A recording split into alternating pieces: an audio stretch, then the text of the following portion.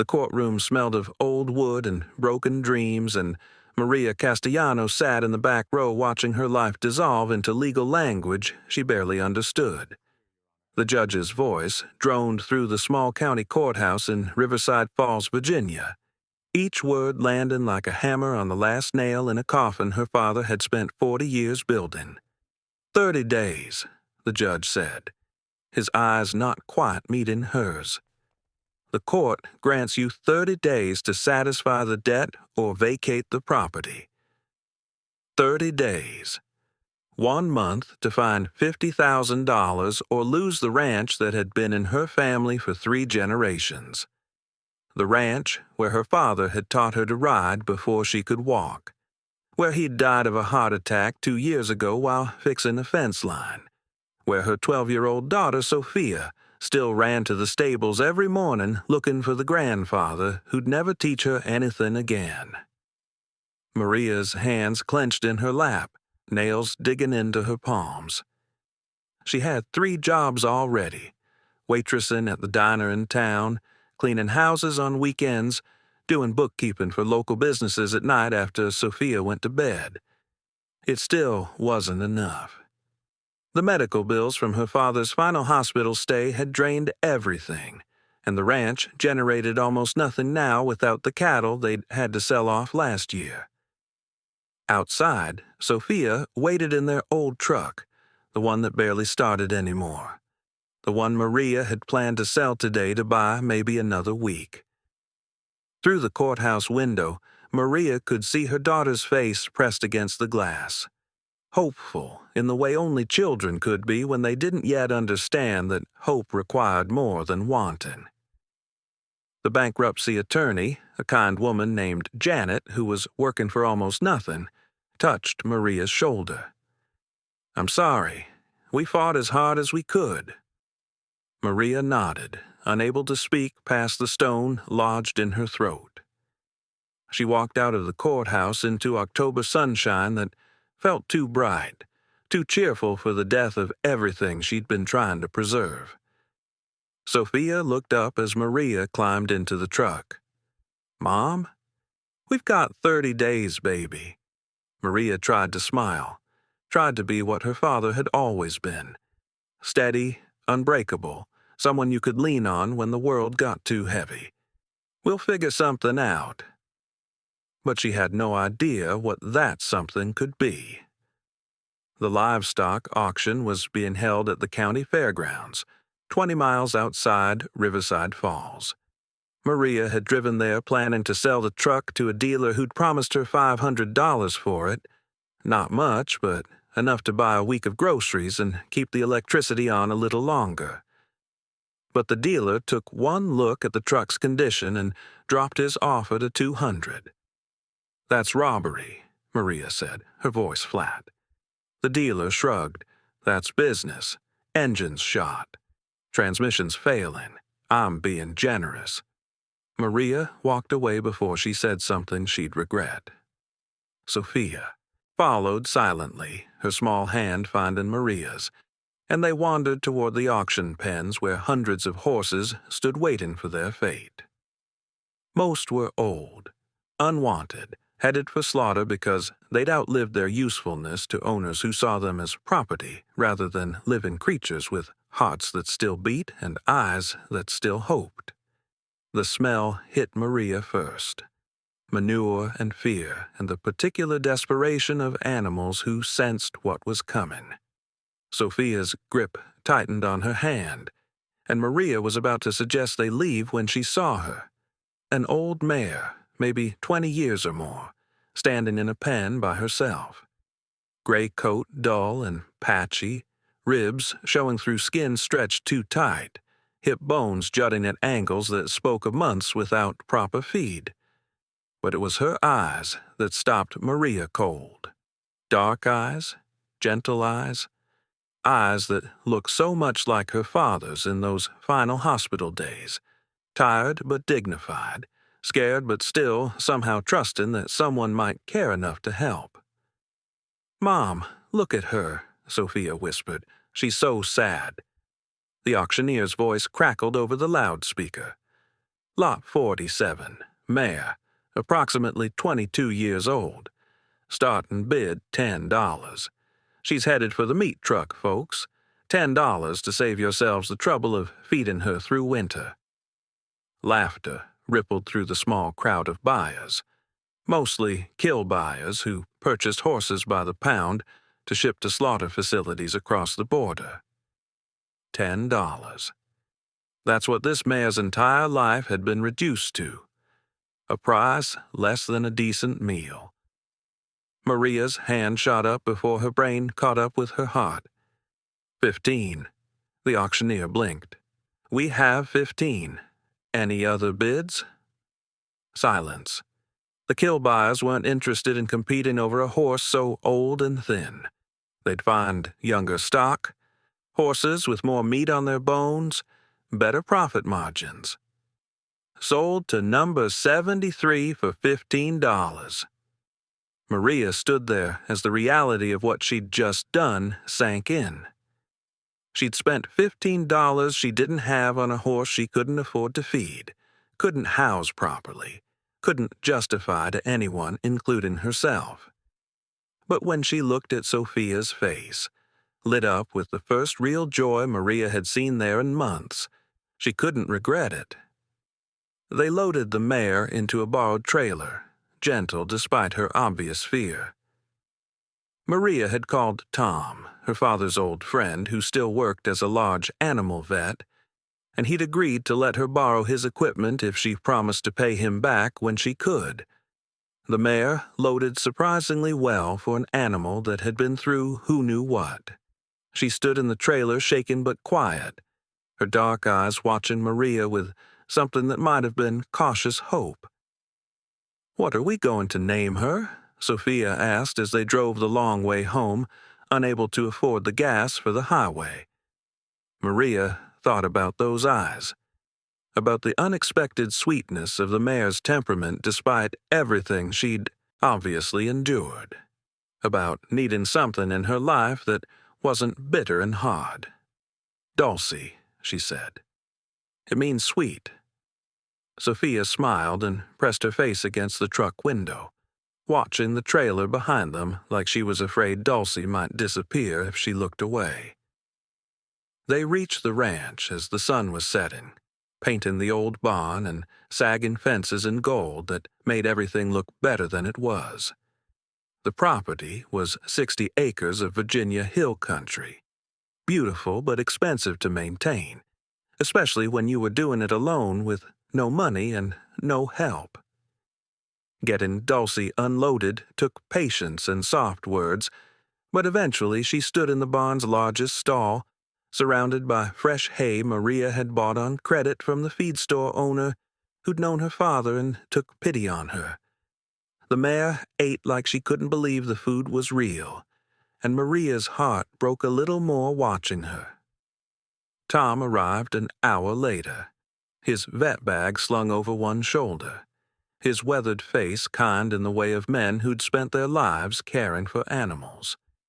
He examined Dulcie thoroughly while Maria held the lead rope and Sophia watched from the stall door. "She's malnourished," Tom said, his hands gentle as they probed Dulcie's ribs. "Needs her teeth floated, hooves trimmed, probably wormed.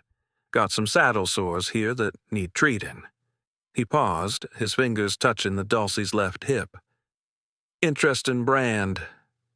Maria moved closer, seeing for the first time the mark that had been hidden under dirt and the mare's shaggy winter coat. It wasn't like any ranch brand she'd seen before. Instead of the simple letters or symbols most ranches used, this brand was a complex series of numbers and letters. 2 forward RS-77. "That's unusual," Tom said, tracing the pattern with one finger while Dulcie stood patiently. "Most brands are simpler. This looks almost like, I don't know, some kind of code, maybe." Maria studied it, her mind too tired to puzzle over mysteries. "Probably just some old ranch's system. Could you treat those sores?" Tom did, cleaning and medicating the wounds while explaining to Sophia what he was doing and why. Before he left, he handed Maria a bag of supplies. Antibiotics, wound care, supplements. Pay me when you can. Or don't pay me at all. Your dad was a good man, Maria. He'd have done the same for anyone in need. After Tom left, Maria and Sophia sat in the barn watching Dulcie eat her way through the hay with single-minded determination. The mare paused occasionally to look at them, as if checking to make sure they were still there, that this wasn't some dream she'd wake from to find herself back in the kill pen. "We saved her," Sophia said quietly. "We did." Maria wrapped an arm around her daughter's shoulders. "Even if we can't save ourselves, we saved her." They sat in the barn until full dark, and for the first time in 2 years, Maria felt something that wasn't quite hope, but was at least close to it. The small satisfaction of having done one thing right in a world that felt like it was falling apart. The next 3 weeks fell into a rhythm dictated by necessity, and the slow healing of a horse who'd forgotten what kindness felt like. Maria rose before dawn to feed Dulcie before heading to her waitressing shift at the diner. Sophia caught the school bus but came home and ran straight to the barn, spending hours grooming Dulcie, talking to her, reading her homework aloud, while the mare stood with ears pricked forward like she understood every word. Under consistent feed and care, Dulcie began to transform. Her coat grew shinier, filling in the patchy spots. The ribs that had jutted so prominently began to disappear under muscle and healthy flesh. Her eyes brightened, losing some of that haunted look, and she started nickering when she heard Maria's or Sophia's footsteps approaching the barn. But it was while treating the saddle sores that Maria really noticed the brand. The sores had healed well under Tom's treatment, revealing the mark more clearly than before. She stood in Dulcie's stall one evening, Sophia doing homework on an overturned bucket nearby, and studied the strange combination. 2 Horf RS-77. "It's weird, isn't it?" Sophia said, looking up from her math textbook. "I've never seen a brand like that." "Neither have I." Maria pulled out her phone, the cheap one she'd bought after having to cancel her regular plan, and took a photo. "Most brands are just initials or simple shapes. This looks like someone was trying to record information, not just mark ownership." "What kind of information?" "I have no idea." The question nagged at Maria over the next few days, a small mystery that distracted her from the larger crisis of the foreclosure deadline that was now just 9 days away. She'd applied for every loan she could think of and been rejected by all of them, had tried to find additional work, but there were only so many hours in a day, had even considered selling Dulcie, but the thought made her physically ill, and besides, an old mare like her would bring maybe $100, which solved nothing. On a Thursday afternoon, Maria stopped at Mitchell's Feed and Supply to beg for more credit. Mr. Mitchell had been extending her credit for months now, and she knew she was testing his patience, but she had nowhere else to turn. The store smelled of grain and leather and the particular dusty sweetness of hay. Mr. Mitchell stood behind the counter, looking uncomfortable as Maria made her request, and she was preparing for rejection when the door opened and Professor Harold Williams walked in. Professor Williams was a fixture in Riverside Falls, a retired history professor from the university in Richmond who'd moved to their small town to write books and live among the ghosts, as he liked to say. He was in his 70s, tall and thin with white hair and eyes that seemed to see through time to events long past. He spent most of his days researching in the county historical society's archives or wandering through old cemeteries taking notes. "Maria," he greeted her warmly, "how are you holding up?" "As well as can be expected, Professor." She managed a weak smile. "Still fighting the foreclosure?" Still fighting. Losing, but fighting. Professor Williams nodded sympathetically, then noticed Sophia standing near the horse supplement display, looking at her phone. "What's your daughter so focused on?" "A picture of our horse's brand. It's unusual, and we've been trying to figure out what it means." "May I see?" Sophia handed over her phone, and Professor Williams studied the image for a long moment. His expression shifted from casual interest to focused intensity, and he looked up at Maria with something like excitement in his eyes. "Where did you get this horse?" "County kill auction 3 weeks ago." "Why?" "Because this isn't a ranch brand." The professor's hands were shaking slightly as he handed back the phone. "This is military notation, Civil War era, if I'm not mistaken. See the Roman numeral 14, that's 14, and the RS here." He trailed off, his mind clearly racing. "Maria, would you mind terribly if I examined this horse myself?" They drove to the ranch together, Professor Williams talking rapidly the entire way about Confederate cavalry units and marking systems used during the war. Maria understood about half of what he said, but his enthusiasm was infectious enough that even Sophia was leaning forward from the back seat, asking questions. At the barn, Professor Williams approached Dulcie with the careful respect of someone who understood animals. The mare accepted his attention calmly, standing still while he examined the brand with a magnifying glass he produced from his pocket. "Remarkable," he breathed. "The 14th is definitely the 14th Virginia Cavalry. They were one of the units tasked with guarding Confederate supply trains during the war. And RS." He pulled out a small notebook and flipped through it.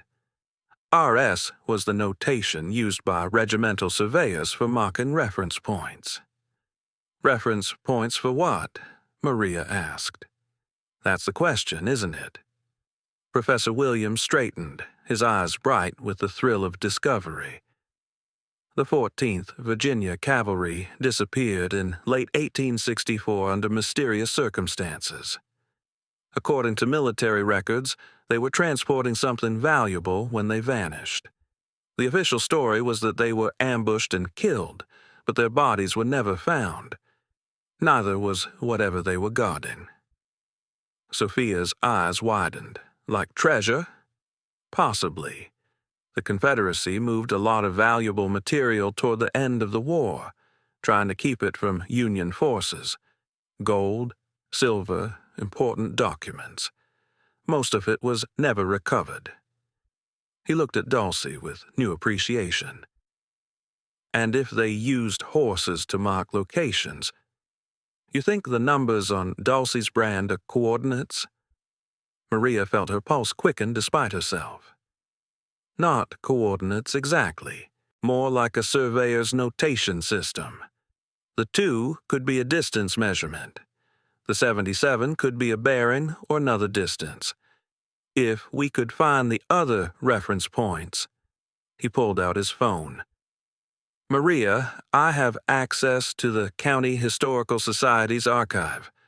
Would you mind if I did some research on this? I won't promise anything, but if there's even a chance this brand means what I think it might. Professor, I've got 9 days before they foreclose on this ranch. If you can find anything at all, that might help, please do it." That night, after Sophia had gone to bed, Maria sat at the kitchen table with the photo of Dulcie's brand pulled up on her phone. She traced the numbers and letters with one finger, trying to see them the way Professor Williams had, not as a random mark of ownership, but as a message sent across more than 150 years. What had someone been trying to preserve? And why brand it on horses instead of writing it down? The answer, when it came to her, was so obvious she almost laughed. Because horses could run, could escape, could carry secrets to safety in a way paper and maps never could. And if that was true, then Dulcie wasn't just a rescue horse Maria had bought for $15. She was a message in a bottle, floating through time, waiting for someone to finally read what she'd been trying to say. Professor Williams appeared at the ranch 3 days later driving his old sedan stuffed with books, maps, and what looked like half the County Historical Society's archive. He'd recruited 2 graduate students from the university, young women named Rachel and Beth, who looked at Dulcie with the same excited intensity their professor did. "We've been working around the clock," Williams announced, spreading papers across Maria's kitchen table while Sophia watched wide-eyed and Maria tried not to get her hopes up. "And we've found something extraordinary." He unrolled an 1864 survey map of the area, the paper yellowed and fragile, the ink faded but still legible. "This is Riverside County as it existed during the Civil War. Your ranch sits on what was then called Morrison's Ridge, named after Captain James Morrison of the 14th Virginia Cavalry." "Morrison," Maria repeated, "and Dulcie's brand has Morrison's notation system all over it." Rachel, one of the grad students, pulled up something on her laptop. "We found Captain Morrison's personal journals in the state archive. He was obsessed with surveying, kept meticulous records of distances and landmarks, and he had a particular fondness for horses, bred them himself, trained them for cavalry service." Beth spread out photocopies of journal entries, Morrison's neat handwriting recording daily observations. In his final entries, dated October 1864, Morrison writes about securing the package and mocking the guardians. He doesn't specify what the package was, but Confederate Treasury records show a shipment of gold bars went missing around that exact time. "How much gold?" Maria asked, afraid to even imagine.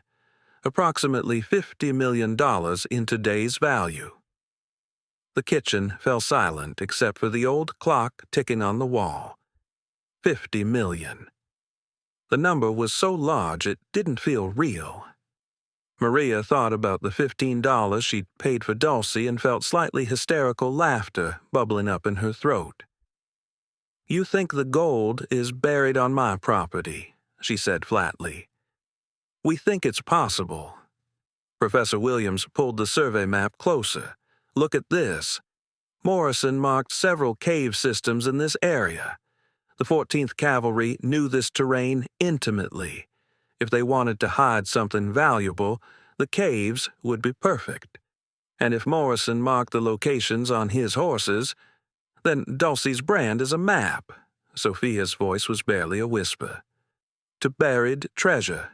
Real buried treasure." Williams smiled. "That's our theory. But we need to test it.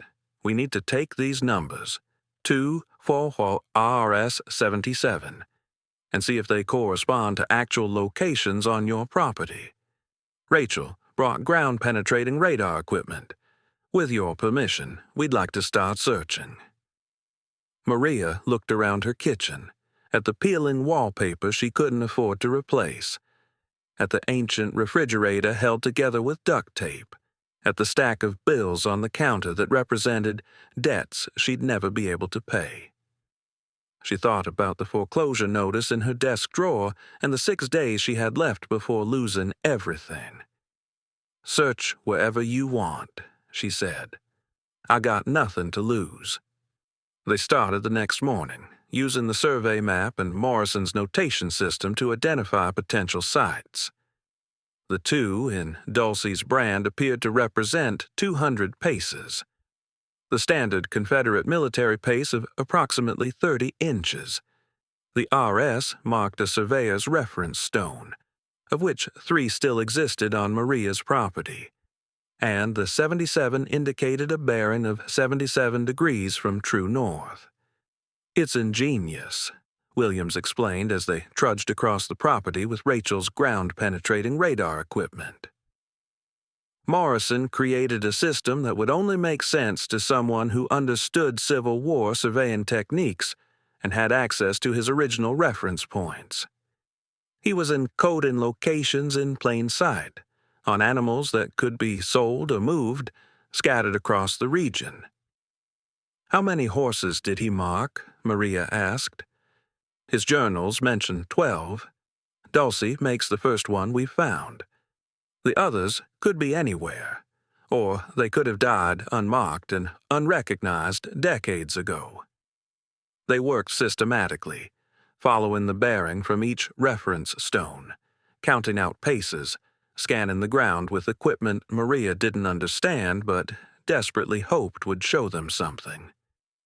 Sophia skipped school to help, and Maria didn't have the heart to make her go.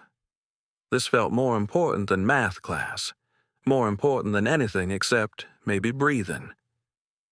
On the second day, they found the cave entrance.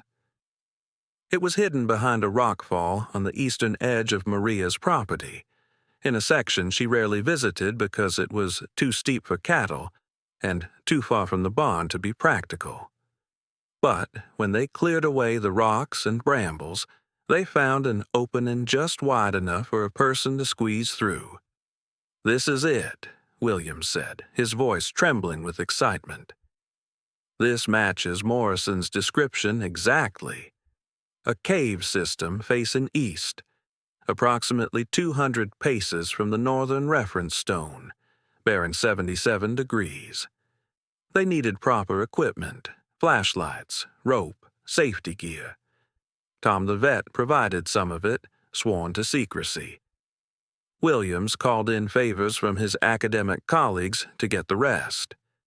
And 3 days before the foreclosure deadline, Maria, Sophia, Williams, and the 2 grad students descended into the cave that had been sealed for more than 150 years.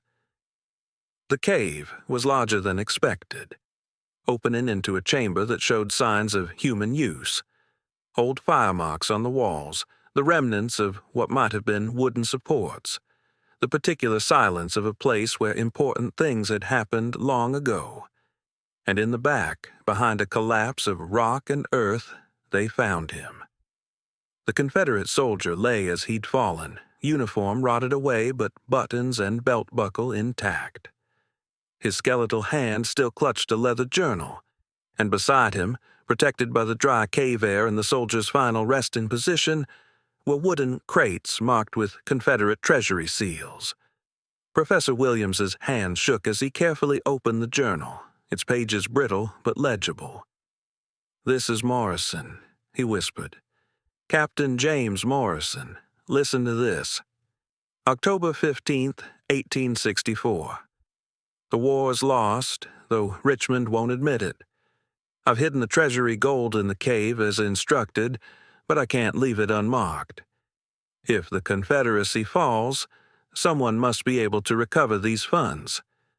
I've branded the locations on my cavalry horses, 12 of them, each marking a different site. Let this journal serve as proof of my actions and my loyalty. May God forgive what we've done and what we failed to do." Maria barely heard him. She was staring at the crates, at the treasure that had been sitting beneath her land for more than a century and a half, waiting for someone to finally understand the message written on an old horse's hip. Behind them, footsteps echoed in the cave. Maria turned to see a man she recognized, Walter Brennan, the neighboring rancher who'd been trying to buy her property for years, always offering insultingly low prices and getting angry when she refused. "Well," Brennan said, his smile cold in the flashlight beams, "looks like I arrived just in time."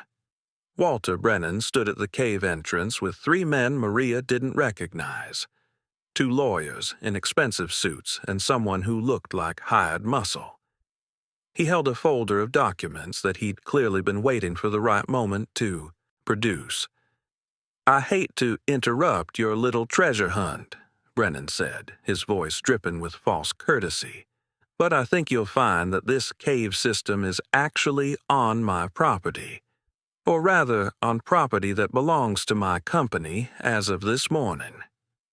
Maria's blood went cold. What are you talking about? The south 40 acres of your ranch. Your father took out a loan against it 12 years ago. A loan that was sold to a shell company I control last year. The payments haven't been made in 14 months, which means, according to the terms. He flipped through the documents. The property and all mineral rights revert to the lender. That's me. And I believe you'll find this cave is located on that particular 40 acres. Professor Williams stepped forward. That's absurd. The foreclosure hasn't been finalized. Maria still has legal ownership for another 3 days.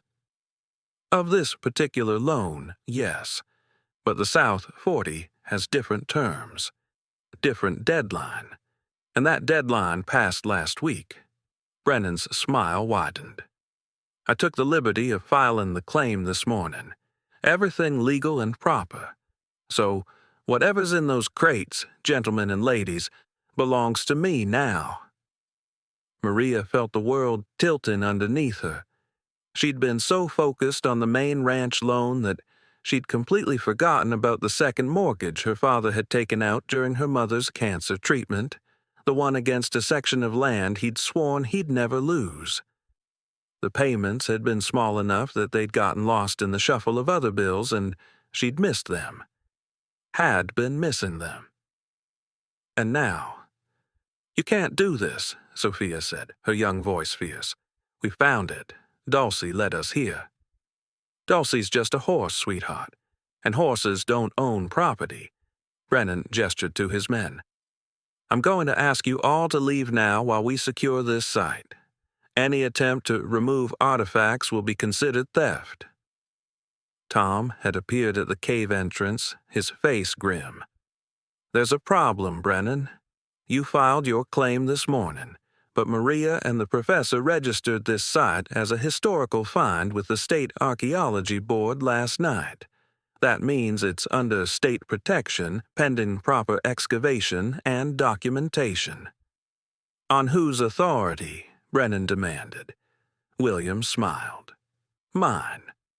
As a certified archaeological consultant for the Commonwealth of Virginia. The moment we discovered Civil War remains and period artifacts, we were legally obligated to report it. Which we did. And state law is very clear. All Civil War archaeological sites must be professionally excavated and cataloged before any claims to recovered materials can be processed." Brennan's face went red. "You can't." "I already did. The documentation is time-stamped at 11:30 last night, a full 7 hours before you filed your land claim, which means the state has priority jurisdiction." Williams pulled out his phone. "In fact, I believe the state archaeologist and a state police officer are on their way now to secure the site. Should arrive within the hour." The muscle Brennan had brought with him shifted uncomfortably. The lawyers were already whispering to each other, clearly recognizing they'd been outmaneuvered legally. And Brennan himself looked like he was about to explode from pure rage. "This isn't over," he snarled at Maria. "I'll fight this. I'll tie you up in court for years. You'll spend whatever you find on legal fees." "Maybe," Maria said, finding her voice and her courage. "But at least you won't steal it." Brennan left, his entourage trailing behind him, and Maria sat down hard on the cave floor, adrenaline draining away and leaving her shaky. Professor Williams sat beside her looking exhausted but triumphant. "You really filed last night?" Maria asked. "I did. Couldn't sleep. Kept thinking about Brennan and his reputation for land grabbing. Figured it was better to protect the site preemptively." He patted her shoulder. "We're not out of the woods yet. Brennan's right that this will end up in court, but we've got time now, and evidence, and a much better legal position than we had an hour ago." The state archaeologist arrived with a full team, and what followed was 3 weeks of careful excavation, documentation, and legal wrangling that made Maria's head spin. The crates contained exactly what Morrison's journal promised: Confederate gold bars, approximately 40 of them, each weighing nearly 30 pounds. The total value was estimated at just over $50 million at current gold prices. But ownership was a nightmare to untangle. The state claimed historical interest. The federal government claimed jurisdiction over Civil War artifacts. Brennan filed multiple lawsuits claiming property rights. And Maria was caught in the middle, drowning in legal paperwork and fighting battles on multiple fronts. The ranch loan came due, and Maria couldn't pay it. The bank scheduled a foreclosure auction, and it looked like she'd lose everything despite sitting on top of a fortune she couldn't yet access. That's when Dulcie proved she had one more secret to share. Sophia had been riding Dulcie around the property every day, both of them needing the escape from the chaos of lawyers and news crews and treasure hunters who'd started trespassing despite the posted signs. And one evening, Dulcie stopped at the Western Reference Stone, one of the markers Morrison had used for his survey system, and refused to move. "Come on, girl," Sophia urged. "We need to get back before dark." But Dulcie just stood there, ears pricked forward, staring at the ground near the stone. Sophia dismounted and examined the area, finding nothing unusual. But Dulcie pawed at the earth with one hoof, insistent, almost frantic. Sophia ran to get Maria and Professor Williams, and they returned with the ground-penetrating radar equipment. The scan showed a hollow space beneath the stone, smaller than the cave, but definitely man-made. They excavated carefully, finding a metal box buried 3 feet down. Inside were more of Morrison's journals and a map showing all 12 horse brands and their corresponding locations throughout Virginia and neighboring states. Each location was marked with detailed measurements and sketches, but more importantly, the box contained a deed. A land deed transferring ownership of Morrison's Ridge, the current site of Maria's ranch, from Captain James Morrison to whoever shows care for the marked guardians and wisdom to interpret their message. "It's not legally binding," Williams said after reading it 3 times. "This predates modern property law, and there's no clear chain of ownership, but morally, philosophically, Morrison intended this land and its secrets to belong to someone who would protect the horses, not exploit them." The deed, combined with the discovery on what was definitely Maria's property. The Western Reference Stone was well outside Brennan's claim, strengthened her legal position enormously. Brennan's lawyers began to back down, recognizing they were fighting a losing battle, and Maria's attorney, pro bono now, sensing a landmark case, negotiated a settlement with the state and federal government. The final ruling came down 3 months after that first cave discovery. 40% of the gold's value to the federal government for taxes and historical preservation. 30% to the Virginia Historical Society for ongoing Civil War research and artifact conservation. 30% to Maria Castellano as the legal owner of the property where the discovery was made.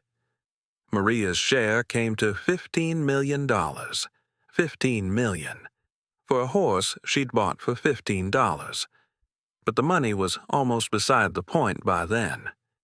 What mattered was what the discovery had revealed. Not just buried gold, but a story of a man who'd tried to preserve something valuable in the middle of chaos, who'd trusted that someone would eventually care enough to listen to what the horses were trying to say. The foreclosure was stopped. The ranch was saved. And Maria stood in her barn with Dulcie and Sophia, the 3 of them together after winning a battle none of them had expected to fight. "What are we going to do with all that money?" Sophia asked, her arms around Dulcie's neck. Maria thought about the question seriously. "We're going to transform this place into something Morrison would approve of. a place that honors both the history and the horses, something that lasts. Dulcie nickered softly, and Maria chose to believe it was approval. The transformation of the ranch took 2 years of careful planning and even more careful execution. Maria hired architects who specialized in historical preservation, archaeologists who wanted to properly excavate the remaining sites Morrison's map had revealed, and horse trainers who understood how to create a sanctuary that honored the animals Morrison had trusted with his secrets. Morrison Ranch Historical Park opened on a bright April morning with Virginia's governor cutting the ribbon and Dulcie standing as guest of honor, her gray coat gleaming, her dark eyes calm as hundreds of people gathered to celebrate what she'd made possible. The park included the original cave where Morrison's body had been found, now a museum displaying Confederate artifacts and telling the story of the 14th Virginia Cavalry. The ranch house had been restored to its 1860s appearance, staffed with historians and guides, and the land itself had been preserved as open space, with hiking trails and interpretive signs explaining the Civil War history of the area. But the heart of the park was the horse sanctuary.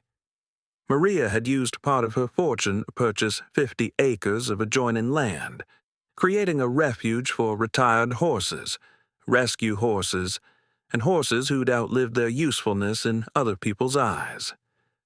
Dulcie presided over them all, the matriarch of a herd that grew to include 20 horses within the first year.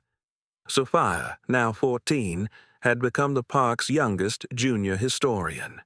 She gave tours, talked to school groups, and explained how reading and understanding history had led them to a treasure that had been hiding in plain sight for more than a century. She'd been offered a full scholarship to study history at 3 different universities and was already planning to major in archaeological preservation. Professor Williams published his book, The Marked Guardians: How Civil War Horses Preserved Confederate Secrets, to critical acclaim and strong sales. The book detailed Morrison's system, the 12 horses he'd branded, and the ongoing search for the other sites Morrison's map had revealed. 3 additional locations had been found so far, each one yielding smaller caches of artifacts and gold, each one managed through the Morrison Ranch Foundation Maria had established. The foundation, endowed with most of Maria's share of the treasure, funded historical preservation projects throughout Virginia, supported horse rescue organizations, and provided scholarships for students studying history or veterinary medicine. Maria served as its director, a job that paid her a modest salary but gave her more satisfaction than any amount of money could have. Tom the vet became the park's head veterinarian, overseeing the care of the sanctuary horses and teaching veterinary students about equine rescue and rehabilitation. He'd been there the day Dulcie gave birth to a healthy filly, unplanned but welcome, who inherited her mother's calm temperament and wise eyes. They named the filly Hope, and she became the park's unofficial mascot, appearing in promotional materials and educational programs, a living symbol of how caring for one life could change everything. The park attracted 50,000 visitors in its first year, then 60,000 the next, then 75,000. People came from across the country and around the world to see where the Confederate gold had been hidden, to walk the trails Morrison's cavalry had ridden, to meet the horses who'd preserved secrets across generations. But they also came for something less tangible, for the story of an ordinary woman who'd saved a horse nobody wanted and discovered that acts of kindness had consequences that rippled across time in ways you couldn't predict or control. Maria was interviewed countless times, always asked the same questions. How did it feel to find $50 million in gold? What was it like going from bankruptcy to wealth overnight? Did she ever imagine buying a $15 horse would change her life? And she always gave the same answers. The gold mattered less than the history. The wealth mattered less than the security it provided. And no, she'd never imagined, but that was the point of faith, wasn't it? You didn't know where small acts of compassion would lead. You just had to trust they mattered. 5 years after that first cave discovery, Dulcie was 30 years old and still going strong. She'd slowed down, her muzzle completely white now, her movements careful and deliberate, but she still greeted visitors, still let children pet her gently, still stood in the pasture with her daughter and the rest of the herd like a queen surveying her kingdom. On the anniversary of the day Maria had bought her at auction, they held a celebration. Sophia, now 19 and home from her sophomore year at university, rode Dulcie in a slow circle around the pasture while visitors cheered. Dulcie's coat gleamed in the afternoon sun, and the brand on her hip, now protected under glass in the museum alongside Morrison's journals and the original treasure map, had become the park's logo, a symbol of hidden value waiting to be discovered. Maria watched from the fence line, thinking about that desperate day at the livestock auction when she'd had nothing left to lose and $15 she couldn't afford to spend. She thought about the choice she'd made, purely emotional, completely irrational, driven by nothing more than the look in an old horse's eyes. That choice had saved Dulcie's life, but it had also saved Maria's, in ways that had nothing to do with money or treasure or historical significance. It had reminded her that value existed independent of price, that worth could be hidden beneath scars and suffering, that the abandoned and overlooked often held secrets the powerful and privileged never saw. Dulcie had been a code, yes, a message written in flesh and bone, carrying Morrison's legacy across more than 150 years. But she'd also been exactly what Maria needed at exactly the right moment. A reminder that choosing compassion over practicality, heart over logic, sometimes led to places you never could have imagined or planned.